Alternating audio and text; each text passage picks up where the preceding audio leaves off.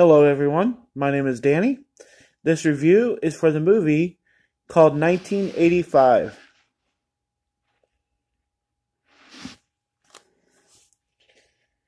Having been gone for 3 years, closeted advertising executive Adrian returns to his Texas hometown for the holidays during the first wave of the AIDS crisis. Burdened with an unspeakable tragedy in New York City, Adrian looks to reconnect with his preteen brother Andrew while navigating his relationship with religious parents Eileen and Dale. When he reaches out to his estranged childhood friend Carly, their unresolved issues force Adrian to confront an uncertain future that will significantly alter the lives of those around him. Shot on black and white, super 16mm film, 1985 takes a unique look at a pivotal moment in American history through the prism of empathy, love, and family. Written and directed by Yen Tan. This is a 2018 film. It doesn't have a rating. It's kind of an independent film, so no rating. It runs 85 minutes, kind of short. And it stars Corey Michael Smith, Virginia Madsen, Michael Chiklis, and Jamie Chung. 1985. Well, this movie came out of nowhere for me. I was doing research on movies I've seen before, trying to find new movies I haven't seen before, and this just kind of came up out of the list. And I clicked on it, and I saw it had all these Sundance and other awards from movie festivals, and the only thing I saw before I watched it was that it's black and white. And I was like, really? So it's a documentary about 1985 and it's in black and white. I was like, this is going to be the worst movie ever. I was not looking forward to it. So then I put it on and it's like normal people and it's a normal movie. I gave it a little bit of time to identify itself as a real movie, and I went back to the beginning so I could focus, and I watched the whole thing, and I'm just blown away. I didn't know what to expect, but I didn't expect that. This movie is phenomenal, and every award that it's won at every festival, I'm not surprised whatsoever. This movie is amazing. For those of us who were born at this time, it's still kind of a little bit of a trip. You know, they use payphones and they use the Walkman and all these other kind of things kind of bring you a blast into the past and everything, you know.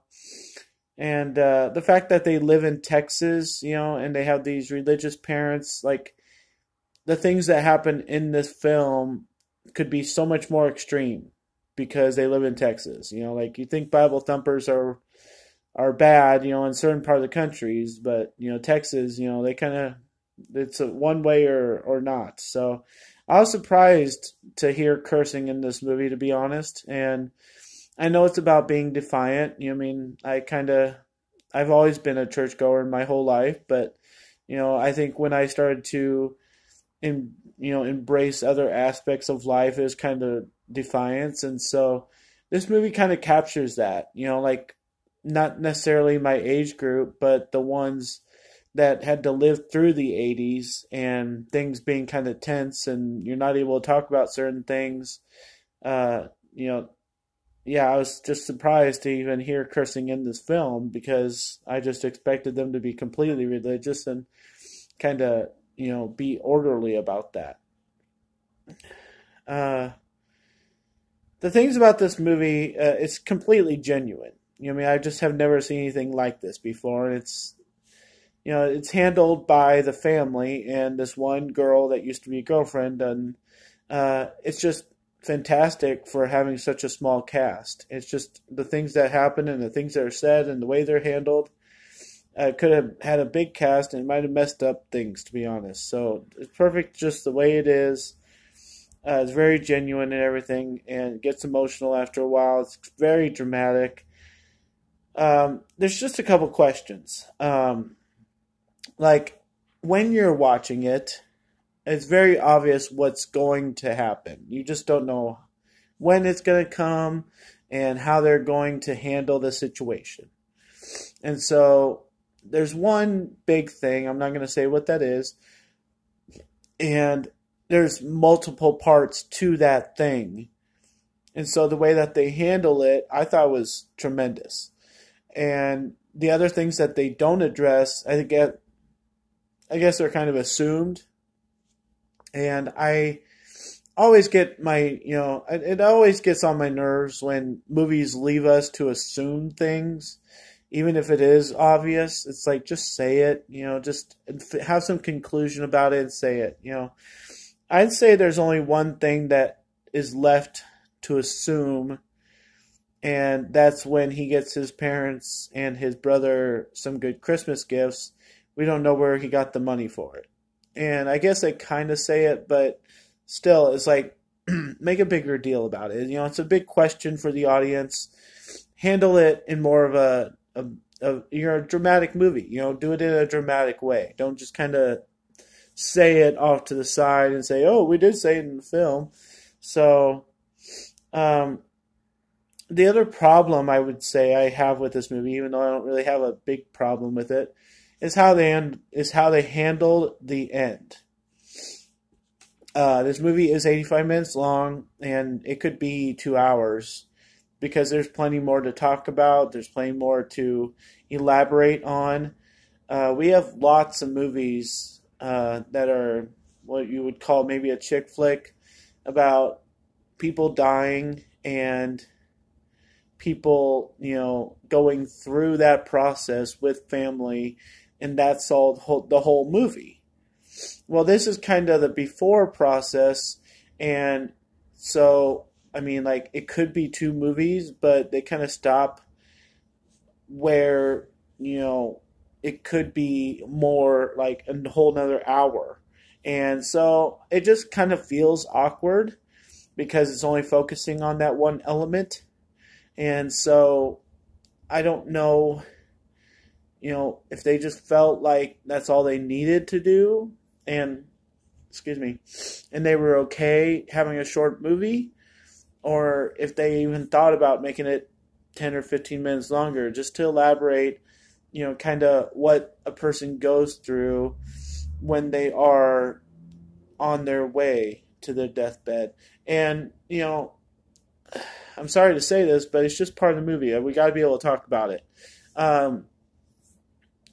When somebody comes home after 3 years away and they're trying to do things in a certain way, why wouldn't you just stay home?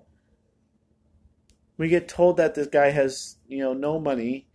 He's had a rough life. He has this good friend back home. He has this other guy that tries to be his friend. And, he's on his way out. So why wouldn't you just stay home? I don't like how they handled the end. So that's the only thing I really have a big problem with. I think they could have handled it completely different. I think they should have done what made sense and had him stay home with even if his parents would have never accepted it, they would have accepted that he's on his way out. So I just would have liked it being ended that way. But I think it was good in explaining things. As a movie in general, it's very tense, and I don't think the black and white really does anything bad to it. It just makes it really something stand out and different. So I thought it was completely wonderful in its dramatic elements and slow moving kind of things, and the lesson at the end makes you cry. And if you don't cry on that, then something's wrong with you. So I'm going to give 1985 an A. I will end up owning this and watching it again. I think it's tremendous, and I am going to look at these actors in a different light next time I see them. So totally suggest watching 1985. Thanks a lot, guys. My name's Danny. If you like this or any of my other videos, try and give some of them a watch. Like and subscribe to my channel if you would, and enjoy your movies, especially this one. Thanks.